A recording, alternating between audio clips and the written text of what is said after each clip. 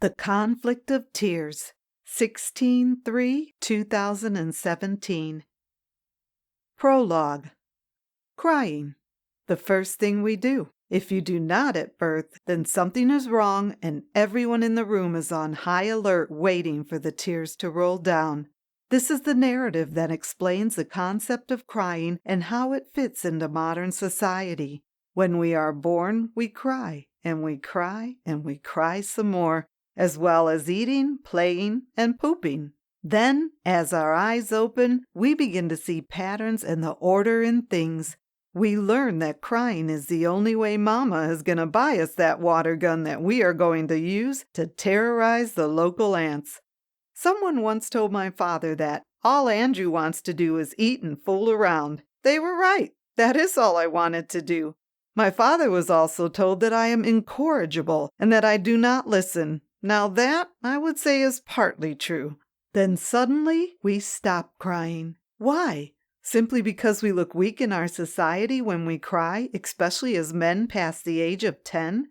I will be honest with you, there have been many times when I have cried my heart out, but that is between me and you. I would also personally argue that our childhood, especially as toddlers, are our glory days. We are essentially kings and queens. We cry, eat, and poo without a care, and play well. The latter I did a lot of. Let us begin the story at hand. Crying the first thing we do. Think about this situation.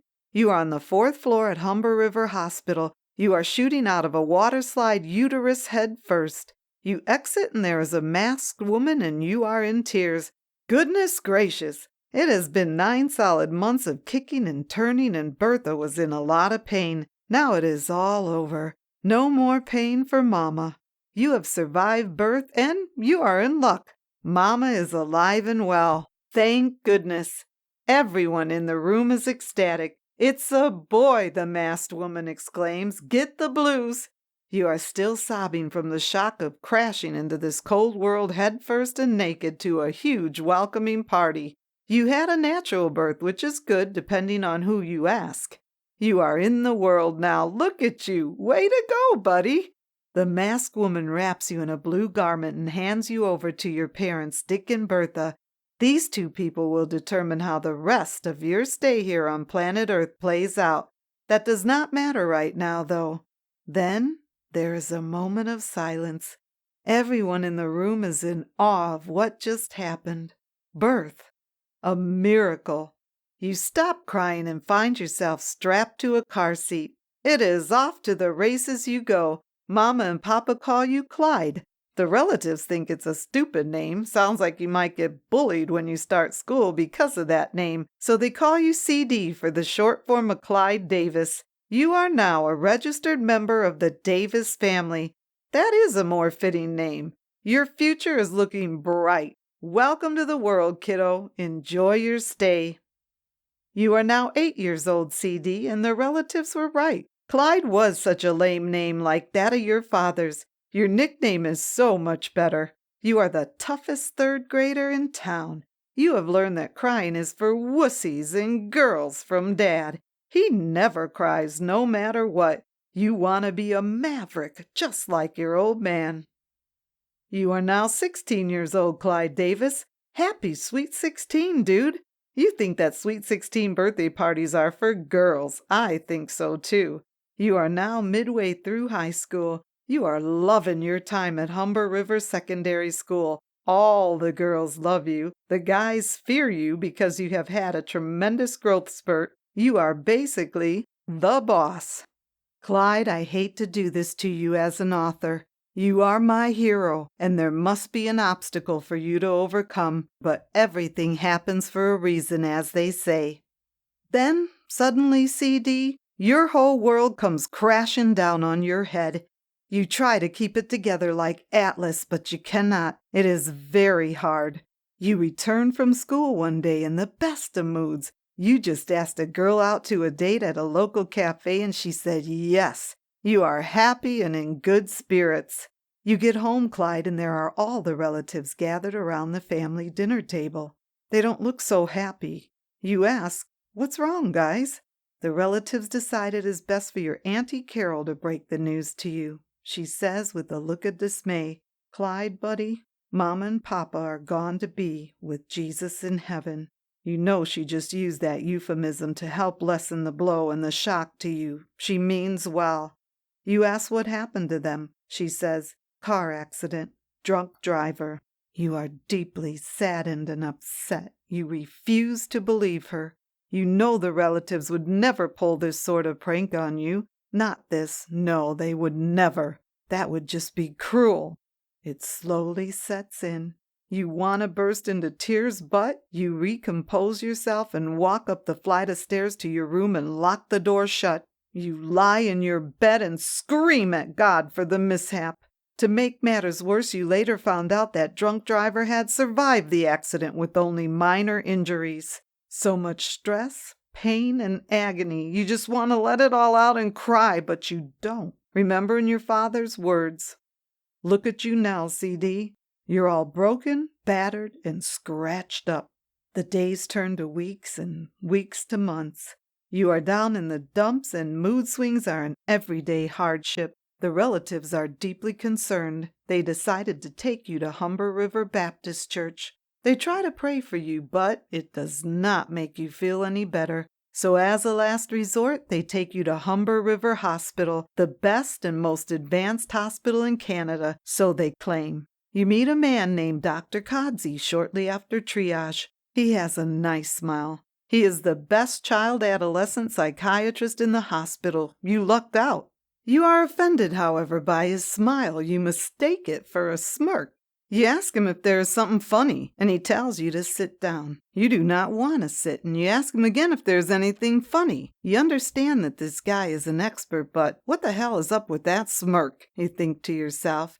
He smiles again, and you lose your self-composure, and it triggers a deep, indescribable anger within you. The nurses and staff alert security with the code white to help contain you. It makes matters worse. You find yourself minutes later strapped in a single bed in 4-point restraints. Your whole life flashes before your very eyes, and you realize that you have a problem and that you need help. You are now prepared to talk to Dr. Codsey again. Before you get a chance to speak up, you see a masked woman appear like the one during your birth. She tells you her name is Nurse Tricia and gives you a shot of Ativan to your right arm to help relax you and help you have a good night's sleep. Sleep that you have been lacking for many nights. In that very moment, you want to cry. Before you could recompose and reorganize your thoughts, you pass out due to the lack of tolerance for the Ativan depot you received from Nurse Tricia. You wake up dazed and confused. You examine your room. It is very colorful and it has a bright yellow and purple dresser and cabinets from IKEA. That makes you think about the last time you were at IKEA. You and your parents could not escape the store. It felt like a maze, and Mama called it an amazing maze. Good memories. As of now, you are on a psychiatric ward, and that memory slowly fades as your door slowly opens. It's Dr. Codsey. You're happy to see him. He asks, "How are you feeling today, Clyde?" Then he says, "Clyde Davis, I have some news for you, good and bad. Which would you like first?" You say you would like the bad news first. He looks at you with all seriousness and says, "Kiddo, you have a confirmed diagnosis of bipolar affective disorder type 1, formerly manic depressive illness. You are saddened because you now know this will change people's perception of you moving forward. You finally understand the problem you have." You ask Dr. Codsey for the good news, and he says, "There is a way to manage it with medication." You agree to go along with the treatment, and it seems to help you keep your roller coaster of emotions in check, for the most part. Since you feel like God could have helped you avoid all this trouble, you feel as if He has failed you. You gradually begin to lose faith in Him because of these terrible events. Clyde, you are 32 years young now, man. Congrats, brother. I know that if it wasn't for that damn drunk driver, Mama and Papa will be watching you walk the aisle right now with your sweetheart Bonnie.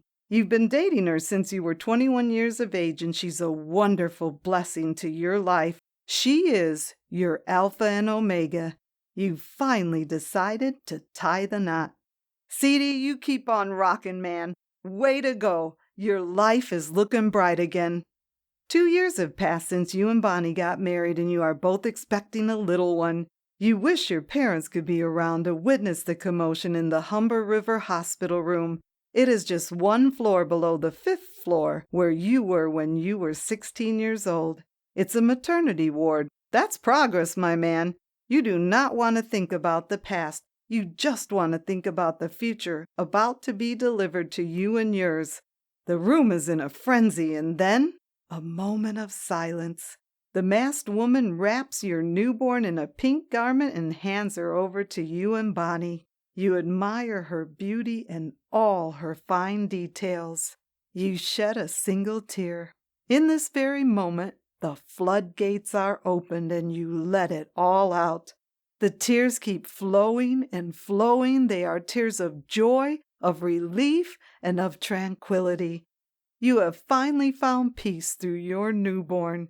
You call her Grace, and you think to yourself, amazing Grace.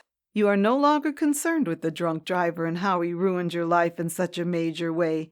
He will do his time for what he did to you. That is no longer your concern. You are now healed. You are whole again because of baby Grace. It is Grace that teaches you to express yourself better. Things improve with your relationship with Bonnie as a direct result of Grace. The relatives are all ecstatic. Your Auntie Carol tells you she wants you to meet someone special in the room. It is the masked woman. She walks over to you and says, "Hello, my name is Tricia. It is a wonderful pleasure to meet you, Clyde." The name rings familiar. You smile back and look at your daughter and think, amazing Grace. How sweet the sound. Epilogue. Crying. The first thing we do. Hey, Mr. Davis, CD, can I tell you something? Do not be afraid to cry anymore. You did when you were born. I know. I was there in the room. You were such a wonderful blessing to your mom and dad. And guess what? Your old man cried as well when you were born. There is no shame in crying, and it is not just for wussies and girls. It is for everyone. Make sure you do everything in your power to make sure baby Grace grows up strong with all 5 pillars of life: socially, mentally, spiritually, physically, and emotionally, with care to the latter. Take care, Clyde. Enjoy the rest of your stay here on planet Earth. I wish you all the very best. Dedicated, Franca M. and Trin P. Let your light shine brighter than the brightest star.